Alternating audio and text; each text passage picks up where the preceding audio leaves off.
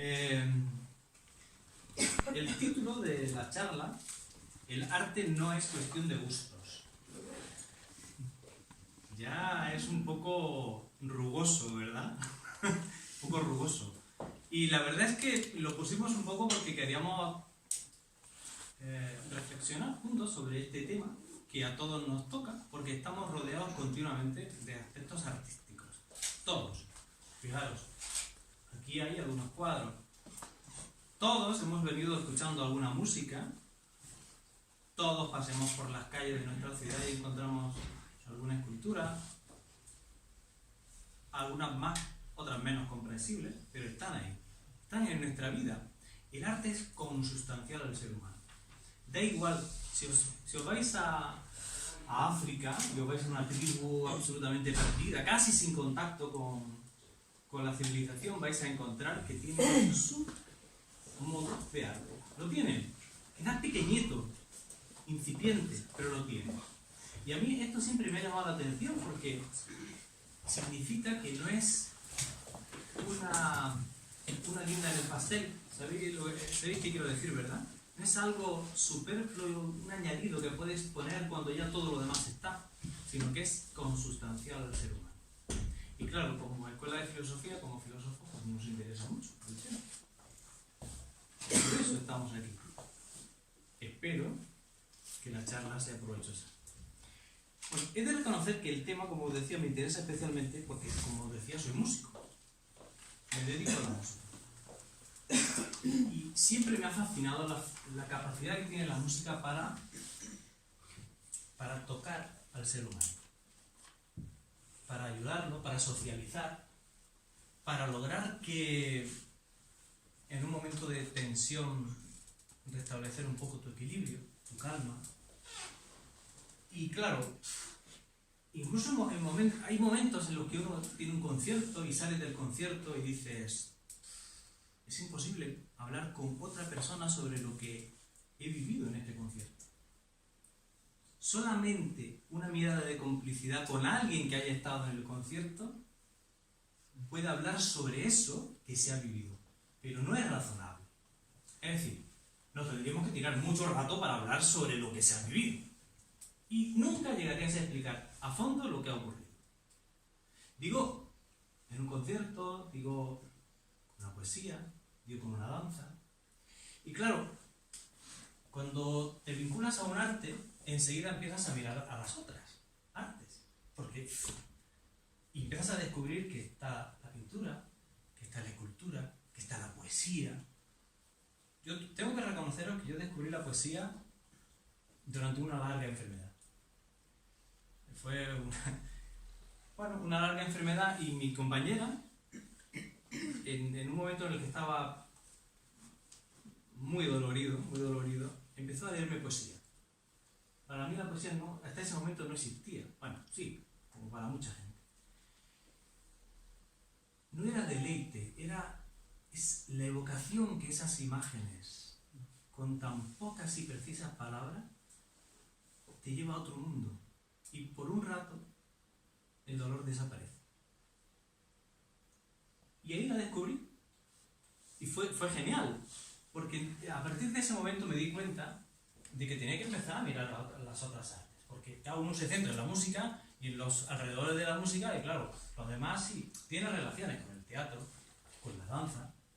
Y te vas dando cuenta de que todas las artes tienen su aquel, como diríamos, ¿no? Tienen su cosa. Incluso, si me permitís, hasta el folclore. Porque en las danzas y en los bailes tradicionales, en la música tradicional, se guarda, yo creo que lo que se guarda es la esencia de cada pueblo, pero hecha música, hecha danza, hecha chascarrillo, hecho cuento, pero hay algo ahí de verdad, hay algo de verdad. Entonces, poco a poco, me fui dando cuenta de que mi gusto, mi percepción, que estaba centrada en un aspecto, necesitaba ensancharse, necesitaba ampliarse, necesitaba comprender. Y bueno, empiezas a leer, empiezas a ir a una exposición, empiezas a ir a un recital de poesía o a hacerlo, porque eso es mucho más interesante, y te vas dando cuenta de que todas ellas tienen algo en común. Tienen algo en común. Y además te vas dando cuenta de que necesitas desarrollar tu gusto. Que tu gusto es un punto de salida, un punto de contacto, pero no es algo definitivo, es solamente un punto de salida. Válido, y que creo que todos tenemos, o deberemos de tener, y además está muy vinculado al emocional. ¿Me gusta? ¿No me gusta? Y yo a veces me desconcierto, ¿sabéis? Porque hay cosas que no me gustan, pero reconozco que son buenas. Y entonces, dices, bueno, comprendo que son buenas, aunque no me guste. Digamos, no me compraría este libro, pero reconozco que está muy bien escrito. Por ejemplo. ¿Dónde quiero ir? Quiero ir a llevaros a la reflexión de que todos tenemos un gusto, todos tenemos un punto de partida, ¿sí? Pero necesitamos ampliarlo, necesitamos ensancharlo, necesitamos descubrir otros aspectos que no son exactamente emocionales. A veces son ideas, a veces son imágenes, o a veces son cosas inexplicables, pero absolutamente verdaderas. Y lo digo porque creo que hay una relación entre la verdad y la belleza, entre la verdad y el arte. Y esto que os decía al respecto del gusto, de que es necesario desarrollarlo, que es necesario ampliarlo, y de la opinión, pues hay un aspecto que también me ha llamado mucho la atención siempre, y aquí voy a lanzar ¿cómo se dice? Voy a romper una lanza, porque es que salgo a ver cómo lo expongo. ¿Todos tenéis una idea sobre, no sé, sobre una banda sonora? ¿Habéis escuchado Juego de Tronos? La banda sonora me refiero. ¿Sí? ¿Quién? Vale. ¿A quién le gusta? Vale, vamos a hacerlo contra. ¿A quién no le gusta? ¿Quién no lo conoce? ¿Por qué digo esto? Porque tenéis una opinión, pero no tenéis ningún tipo de formación musical. Sorprendente, ¿no? Y digo sorprendente porque en otros ámbitos de la vida, por ejemplo, eso sería impensable. Vamos a poner un ejemplo. Pues de pronto me encuentro aquí a Brigitte que le duele muchísimo en el costado. Tranquilos.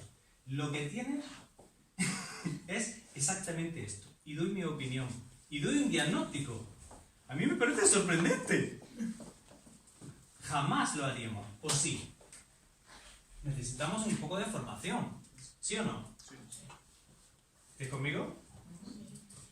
Pero en el ámbito artístico no solamente tenemos una opinión, sino que nuestra opinión es absolutamente válida. Es ciencia. Fijaros que os digo. No solamente tienes que tener una opinión, sino que es necesario que la tengas. ¿Cómo puede ser esto? Yo creo que necesitamos formarnos. Creo que hay ámbitos en la vida en los que necesitamos formarnos. Y el del contacto con el arte es uno de ellos. Pero sin embargo, tenemos una opinión dada. Nos hemos formado una opinión y tenemos un gusto preestablecido. Repito, ¿es esto malo? No, pero es un punto de salida. No es definitivo, necesitamos desarrollarlo. Y ahí es donde quiero llevaros. Porque os voy a contar una anécdota. No sé si conocéis a Leonard Bernstein, es un director de orquesta, compositor. A ver, ¿conocéis esto?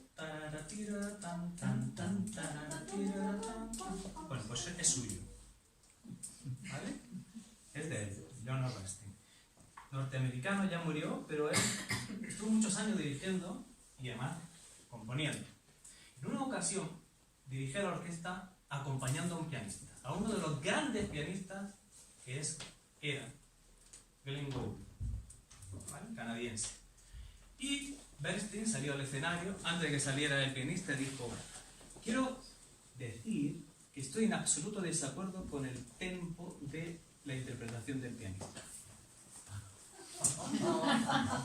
Todo el mundo se quedó muy diciendo, entonces, ¿por qué lo acompañas?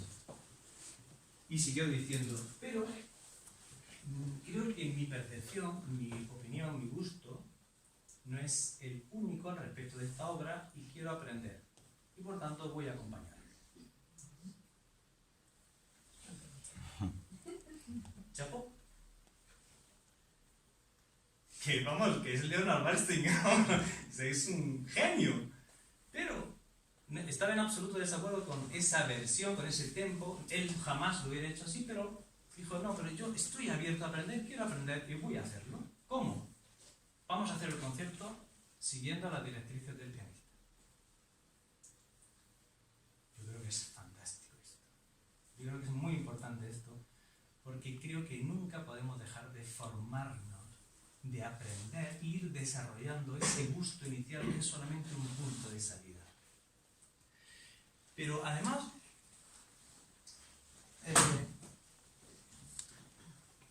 quiero subrayar la idea de que el gusto está relacionado con el placer. Y hay cosas que puede que no nos gusten, pero que reconozcamos como necesarias. ¿No? Y no te gustan. Hay ideas que están por encima de lo que de la emoción o de lo que sientes. Hay imágenes que te pueden traer. Hay muchos aspectos que están por descubrir y nos hemos quedado en el mundo emotivo. Solo en el mundo emotivo. Es lo que me gusta. Y tengo una opinión. Y mi opinión es ciencia. Hay que ensanchar esto. Creo que es muy importante ensanchar esto.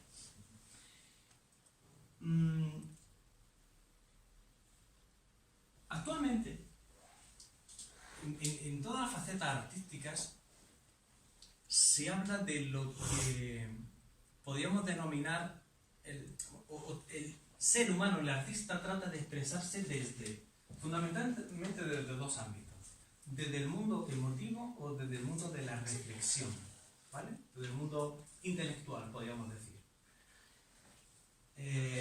¿Sabéis de dónde viene esto? Si yo pongo ahora aquí un cuadro determinado y vosotros no lo entendéis y tengo que explicarlo, significa que la idea, el concepto, no os ha llegado bien. Creo. Necesito que lo entendáis. Si vais a recitar de poesía y os quedáis igual que estabais, no ha habido conexión, no ha habido algo dentro de vosotros que se haya despertado y que diga, veo o me voy con algo que antes no tenía. Es que el mundo emocional se ha puesto a funcionar, ¿sí o no? Os voy a mostrar una cosa, ¿puedes? Eso, son unos versos que dicen: la rosa no tiene por qué. Florece porque florece, sin preocuparse de ella misma, sin desear ser vista. ¿Esto es verdad? ¿Consideráis que es verdad? La rosa no tiene por qué. Es decir, florece porque florece. Es decir, no busca ser vista, simplemente cumple su... Los hindúes dirían su dharma, ¿no? Cumple su destino. ¿Sí? ¿Es verdad? Y está expresado de una manera hermosa, creo, ¿no? Así que debe haber una relación entre la belleza y la verdad, ¿no? Esta es una verdad poética. Y además, si tuviésemos que explicar esto, tendríamos que empezar por... Es que coges la semilla de la rosa, la entierras y entonces aparecen dos cotiledones. Y una raíz que va profundamente hasta el fondo de la tierra. Y cuando va saliendo el tallo, poco a poco le salen pinchos para que al final salga la rosa de color, de manera que cada uno de los pétalos está orientado de una manera... ¿Comprendéis? Sí. Ahí hay una verdad que tardaríamos horas en explicar intelectualmente hablando. Hay algo de vosotros que lo ha captado y no es intelectual. Hay una intuición en eso. Uno sabe que es verdad, pero no sabe dar razón de que es verdad. No sé si estáis conmigo. Así que verdad y belleza deben estar muy unidas. Hay una frase de un filósofo hindú que me encanta que dice: la verdad es belleza sin forma. Esto también no es verdad, ¿verdad? Fijaros qué interesante. Y diréis, bueno, ¿y esto qué ver? Es que si el arte solamente toca lo físico, lo emotivo y lo intelectual, ¿qué pasa con el resto de nosotros? ¿Qué pasa con el resto, con esto que acabamos de percibir, que es quizás intuición, imaginación? ¿Qué pasa con el resto? Si el artista solamente puede expresar lo físico, lo emocional o lo intelectual, ¿qué pasa? ¿El resto del ser humano no existe? Creo que tenemos que ampliar la visión del hombre también. Y esa visión del hombre va a hacer que el arte se amplíe también, naturalmente, y albergue otras posibilidades. Si me queréis hacer alguna pregunta, ahora o nunca. Bueno, durante la charla. Y ahora os voy a leer otra frase que os va a interesar. ¿Puede?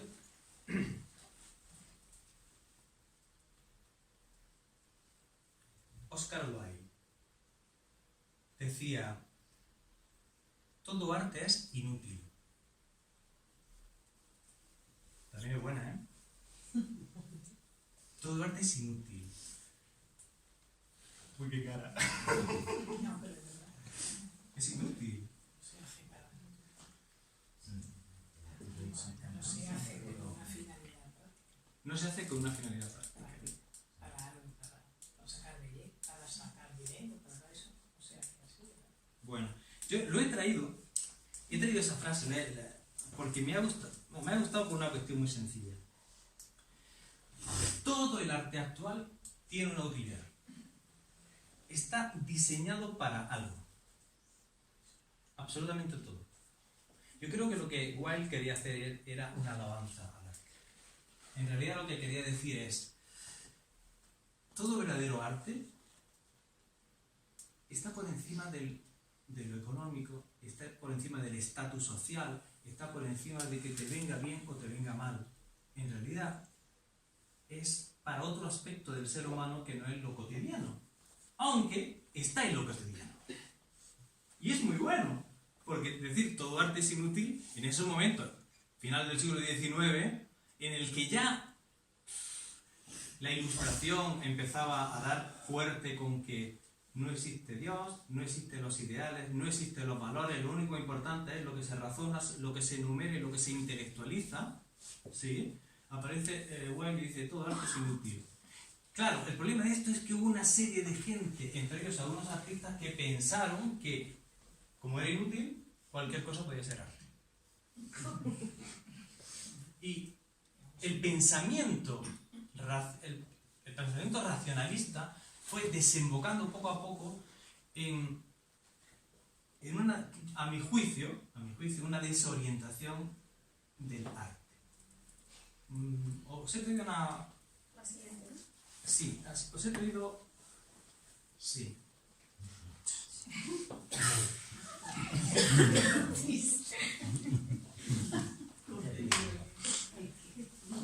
Encontramos cosas como... He traído solamente unos ejemplos y los he traído porque quiero crear un poco de reflexión entre nosotros. No estoy ni de acuerdo ni en desacuerdo con esto, ¿eh? Ahora explicaré lo que pienso al respecto. Esto se titula Mierda de artista. Y es del artista, ¿vale? Se puso en 1961 por primera vez desde un artista italiano. ¿De acuerdo? No sé si lo conocíais. Es el nombre, ¿no? Sí, el artista es Piero Manzoni. O Manzoni, no lo hemos visto. Y la vendió.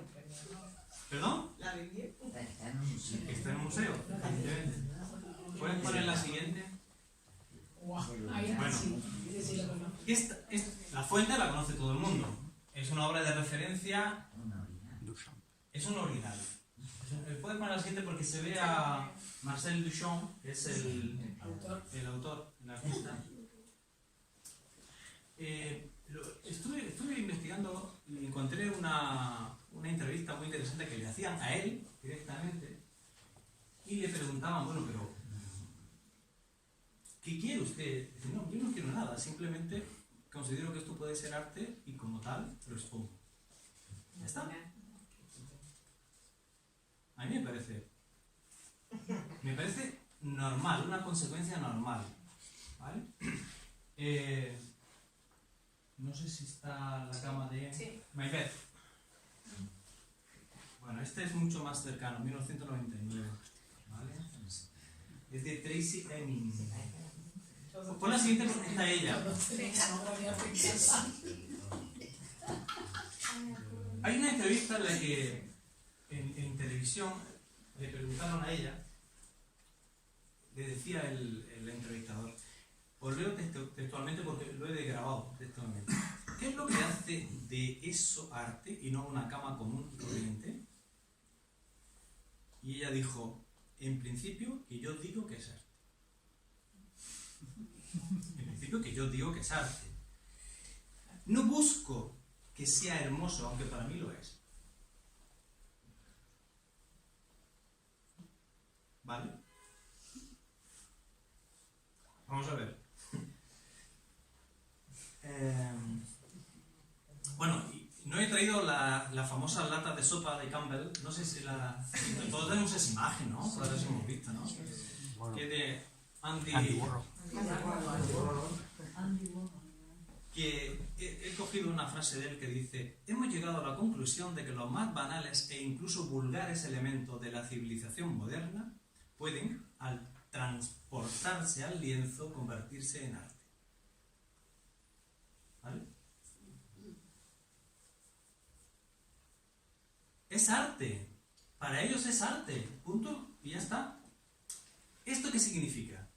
Yo creo que significa que se ha perdido el sentido del arte, por lo menos desde el arte hasta el siglo XVII-XVIII. ¿Vale? Yo creo que en realidad, ¿sabéis qué pienso en realidad de todo esto? Creo que hay artistas que están buscando sentido al arte. Y a veces lo buscan de una manera, para nosotros, un tanto desconcertante. Pero también creo que hay muchos artistas que están simplemente vendiendo un producto. Simple y llanamente.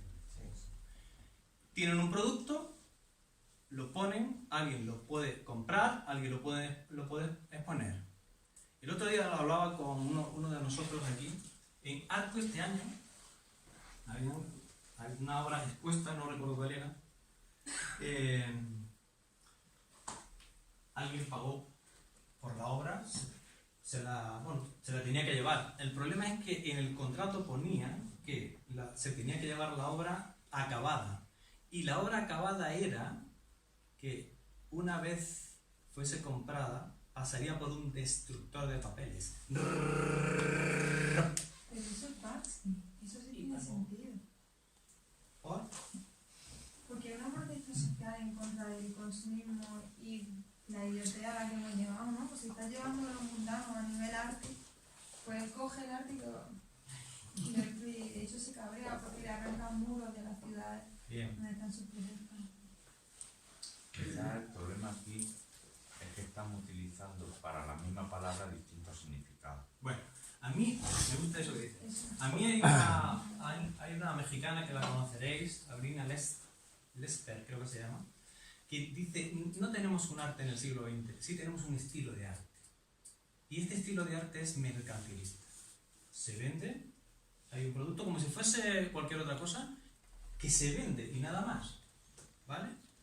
Ahora, me vais a permitir que ahora empiece a hablar sobre la perspectiva que como filósofo tengo de todo esto.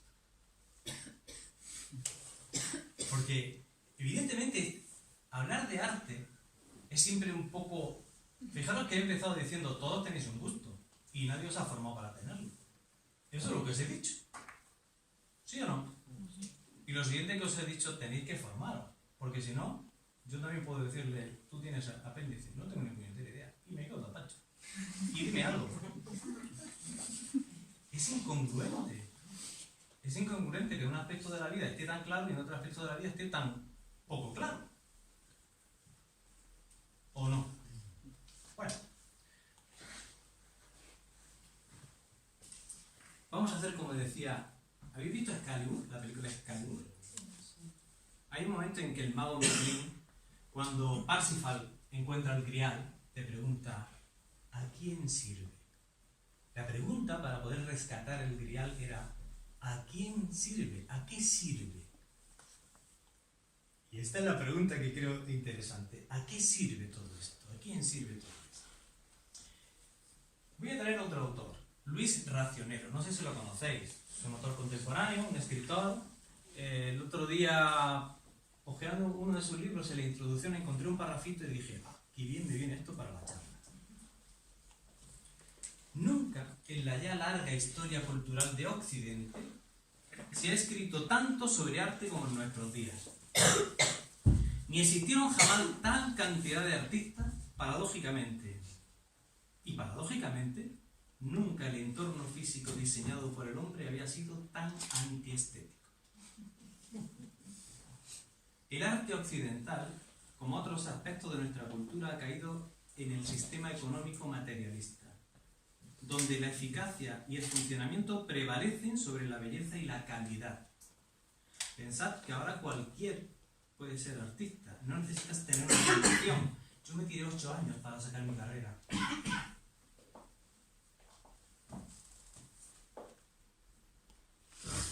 Claro, el mercado está saturado de artistas y de obras. El arte hoy no puede desempeñar la función social, que siempre ha tenido.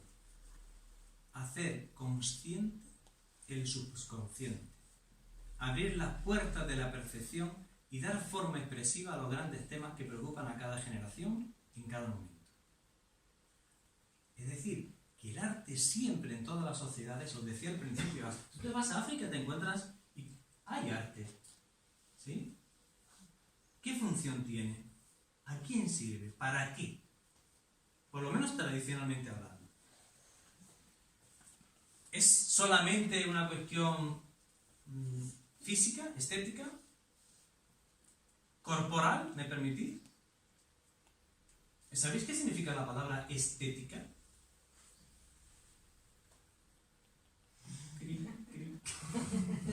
Ha faltado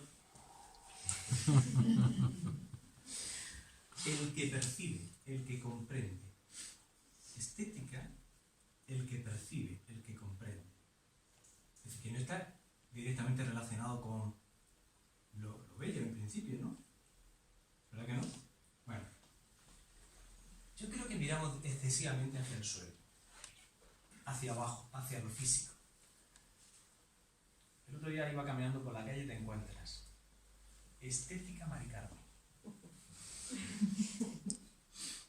Si te das una vuelta, hay cantidad de aspectos o de tiendas o de productos o de tratamientos o de cremas o de lociones en relación con la estética, pero es una estética corporal, ¿sí o no? Vale. Entonces, la estética se ha reducido a lo corporal. ¿Es solamente esto? Creo que, ¿sabéis que necesitamos? Unir lo estético y el arte, que es una de las funciones que tiene el arte. ¿A quién sirve? El arte debería de ser como la rosa. Aunque no la veamos allí en la lejanía, ella va a ser bella. Va a ser bonita. Aunque ni tú ni yo lo percibamos. Tiene su misión y lo va a hacer. Creo que una de las cosas que necesita el arte actual, en esa búsqueda que creo que hay hoy, es el reencuentro con la belleza. Pero claro, ahí entramos otra vez en un tema complicado, que es la belleza. Porque también podríamos decir que es algo subjetivo. Tú puedes tener una percepción de la belleza y yo también. ¿No? Os voy a leer otro párrafo. Y ahora... pasa, por favor, porque tengo Sigue. Sigue. Sigue. Sigue. Es claro que lo veo sobre ello. Esto que voy a leer es de un chino francés. O de un francés chino. Es que tiene un poco del pensamiento oriental y del pensamiento occidental. Dice, el universo no está obligado a ser bello, pero lo es. La naturaleza lo es. Entonces, ¿acaso la belleza es solo un exceso, algo superfluo, un añadido, ornamental, una especie de guinda en el pastel? ¿O se arraiga en un suelo más profundo y obedece a una intencionalidad más arraigada? Hay cantidad de ejemplos. Un cielo estrellado, el Monte Lu, en China, un mar embravecido, un pájaro volando. ¿La belleza natural que observamos es una cualidad original, intrínseca de la naturaleza, o es el resultado de un azar, de un accidente?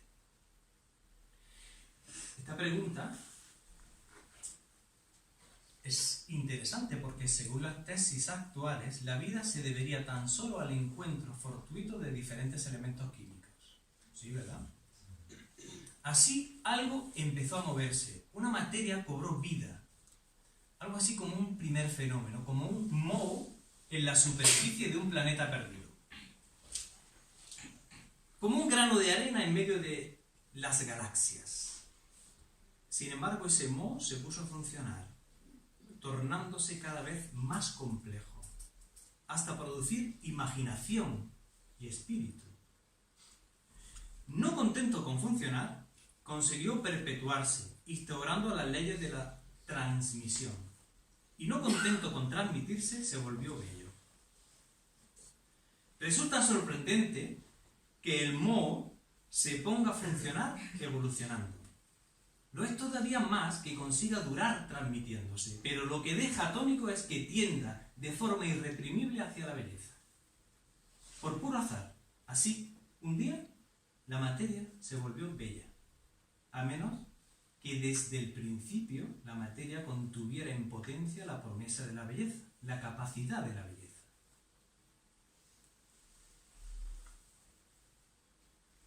Buena reflexión, ¿verdad?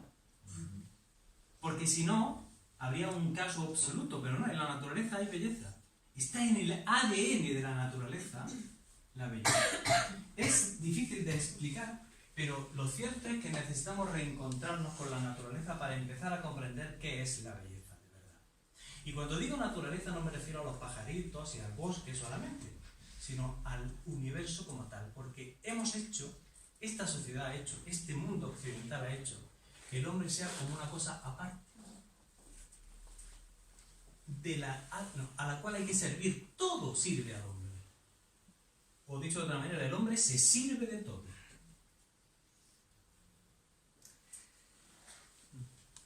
Creo que eso es un aspecto que hay que retomar para el sentido del arte. Y creo que otro aspecto que hay que retomar es el de la generosidad. Para el nuevo artista. Mirad, yo sé que todo artista tiene un rasgo de vanidad. De alguna manera, el artista sabe que es diferente. Sabe que ve cosas que el resto no ve. Y además sabe que puede plasmarla en una obra para que los demás la vean. Y eso a veces le lleva a ser vanidoso y a creer que es más que los demás. Es el gran defecto del artista, la vanidad. Pero la única manera de que puedas encontrar la belleza es a través del amor. No la puedes encontrar de otra manera, a través del amor o la generosidad. Y para mí, el gran ejemplo de generosidad, me vais a permitir, es, para mí, Beethoven. Y diréis, ¿por qué? Porque se quedó solo. Y aún así siguió escribiendo, pero no para su tiempo, no para su época, sino para el futuro. Y no por una cuestión económica, sino porque necesitaba dar al mundo lo que sabía que solamente él podía dar. Os lo digo con una palabra, por amor. Por puro amor a la humanidad, que no es a sí mismo, lo hizo. ¿Recordáis la frase? ¿Recordáis el poemita? La rosa no tiene por qué. Florece porque florece. Sin preocuparse de ella misma, sin desear ser vista. Yo creo que nuestra preocupación actual radica en ser vistos. Este mundo occidental ha hecho de nosotros seres que necesitan del aplauso constante, de que algo de fuera te diga, bien.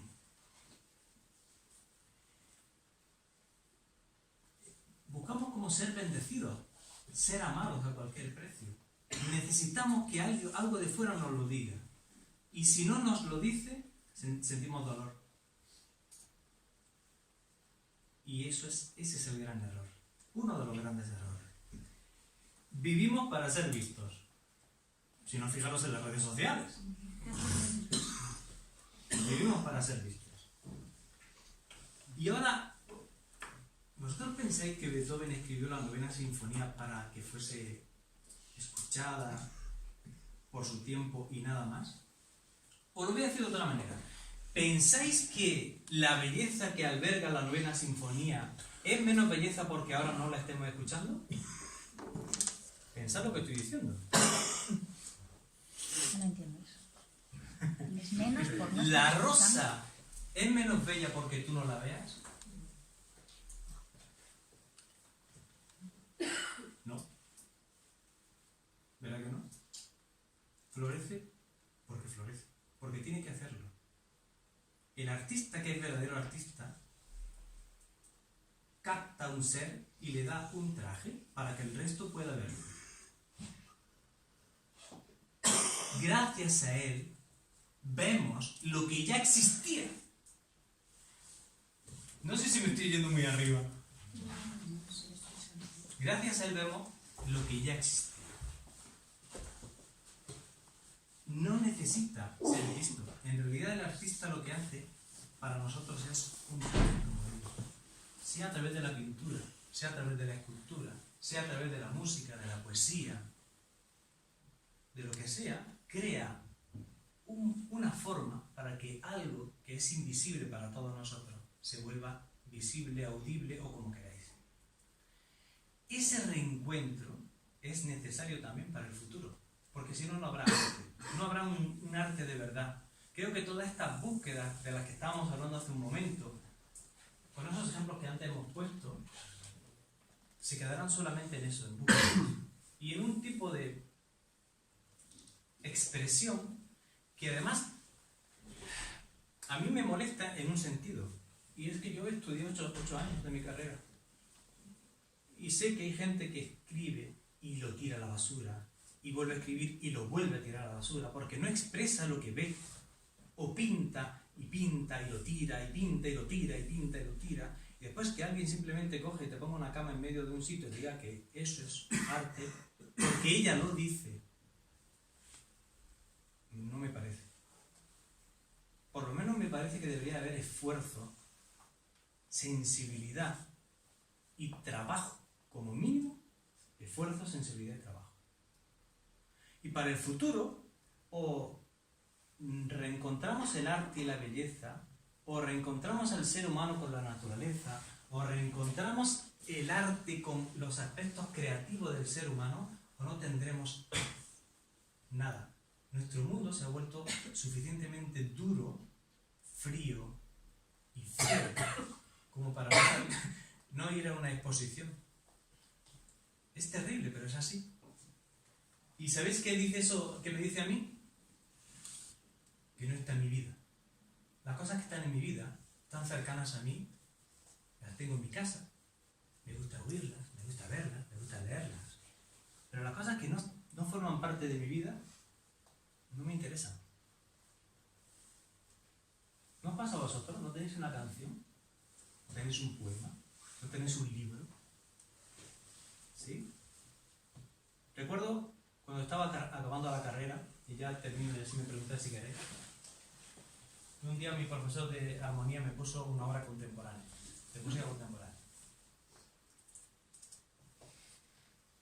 Y le dije, mi juventud, don Manuel, se llama don Manuel, si usted escuchase esto todos los días, ni bien se levantase, acaba como una cabra. No me suspendió.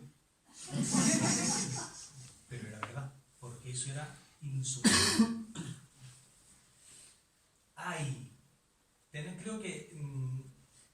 Creo que tenemos que ir desarrollando nuestro gusto para poder levantar la mano y decir, no. Porque ¿sabéis qué permite eso?